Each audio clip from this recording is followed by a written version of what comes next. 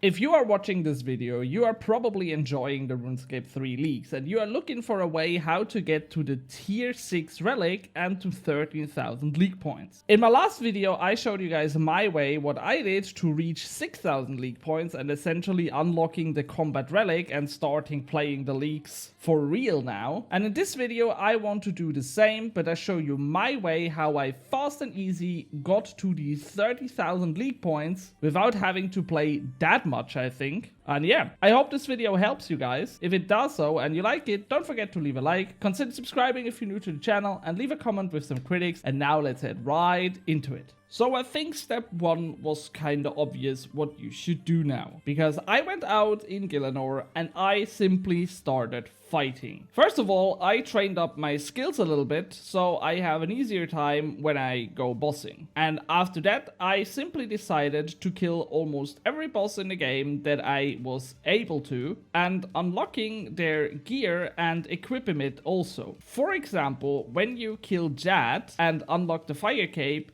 you receive a whopping 80 points for defeating Jad the first time. But then you also receive 80 league points for wearing the fire cape the first time. So essentially 160 league points just for killing that boss.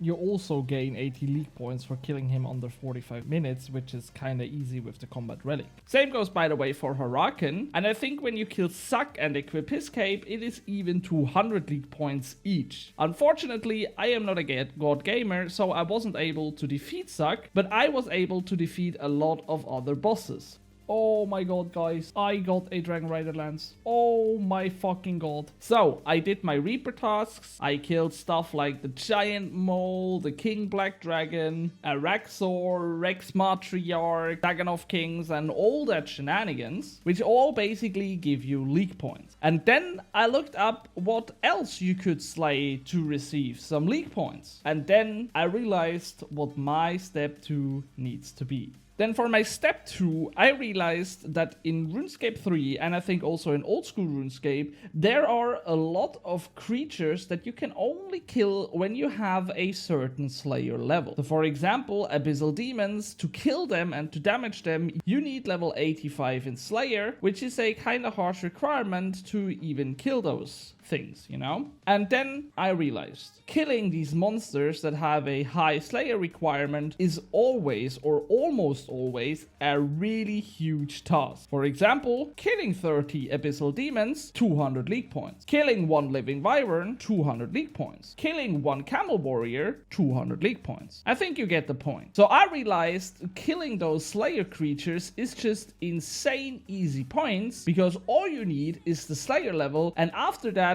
it is pretty easy. And luckily for us, as long as you have picked the melee combat relic, there is a really insane method existing that you can use to train up your Slayer level in this year's leagues. And this is through Shattered World. And here is how it works.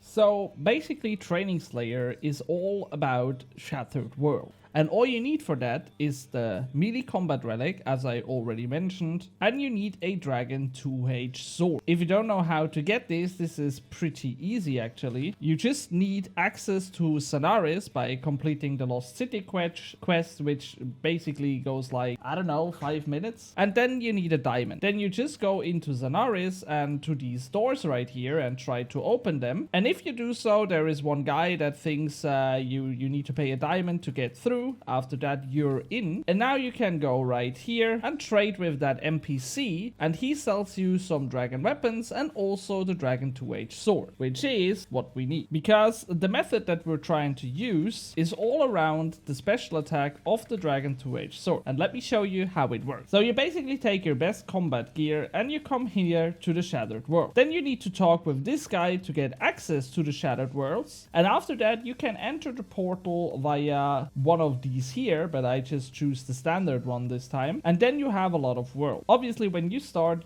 at level 1 to 5. And what you want to do is to grind out to level 91 to 95. And here's why. When you start a world, you get to choose one of 3 buffs. And these buffs are always locked. So the world that you start has some fixed buffs at the beginning. So basically, level 91 to 95 is a world that gives you insane amount of anima and also has a fixed start where you can to choose the feeling pumped perk. And why is that so important, you may ask? Because feeling pumped does nothing else than when you attack enemies, you get the chance to receive a buff that will give you 100% adrenaline all the time. So now I can just go in here and attack them, and as soon as I have feeling pumped buff active that you can see here in my buff bar, I can start spamming the special attack of the dragon two-edged sword. I have bound it in my key with my keybinds, obviously, otherwise it would be a little bit annoying. And then you just need the biggest and the baddest groups of enemies that you can find. Just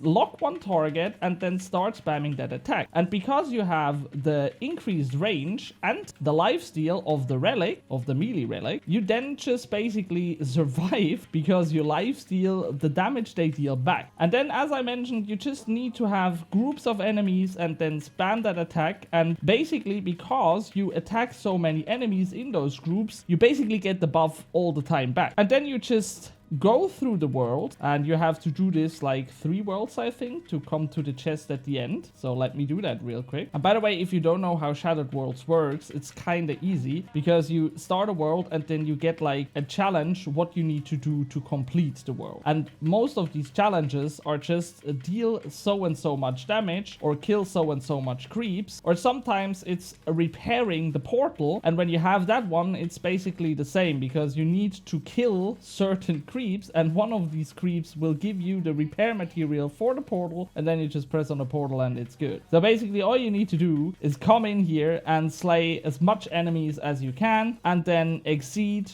to the next world. So it's pretty simple to understand. It's pretty easy to execute, by the way. And on the final world, you normally have the quest that you need to defeat as much enemies until a boss spawns, I think, which is also kind of easy because the boss is normally something like a Barrow's brother or a Daganov king, so nothing special actually. For example, now I have unlocked the boss, so I run straight there. Oh, I need to lifesteal a little bit. You can, by the way, also die, but it's a safe death in here, so no worry if you die. But normally when you have groups of enemies somewhere, you can just survive by life-stealing. And yeah, that's basically it. Now the world is complete. You get this chest with the reward, and you can see that I got for this 5 minutes 8 million anima. Now I can return to Gielinor, and then you have this reward shop right here. And in this reward shop, you have a lot of things that you can unlock. For example, a bladed dive ability and stuff. But you also have these huge XP lamps, and they are huge XP lamps for Slayer. And you saw it cost 6 million. I got 8 million in 5 minutes. So basically you get one every 3 to 4 minutes or so-ish. And then you can just press on this XP lamp, can confirm, and I get 800,000 Slayer XP just like that. And let's be honest, the XP scales with your level, obviously, but this is some really, really free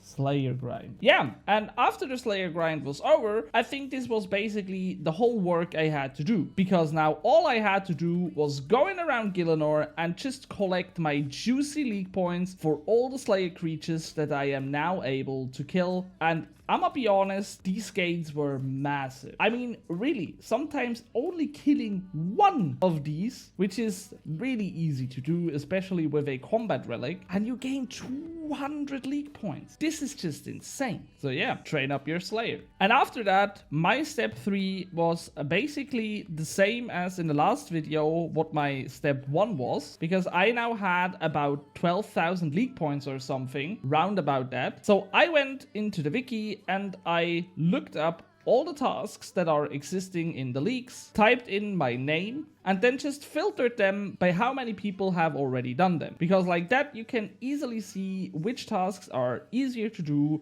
than others. And then I basically just went for the big tasks there, because you can see that there are tasks that give you like 10 league points that are obviously high up because they are really easy to do. But there are also some tasks that give you a lot of league points and are kind of free also. Because yeah, sometimes the tasks aren't really balanced if you ask me. By the way, when I was looking up the tasks that I could do that give some insane league points, I realized that the clues still give a lot of league points. And since I now had a lot of clues in my bank because of all the bossing that I did, I could get those unique items from the different clues and made some huge points progress there also. So, and this was it. This was basically my whole way and what I did to reach those league points, and I really had a blast doing so. And I mean, the juicy reward of unlocking the Perfection Relic and also the 12 times XP that I now have is just chef's kiss, you know? So, as always, I hope that you guys found this video helpful. If so, don't forget to leave a like, comment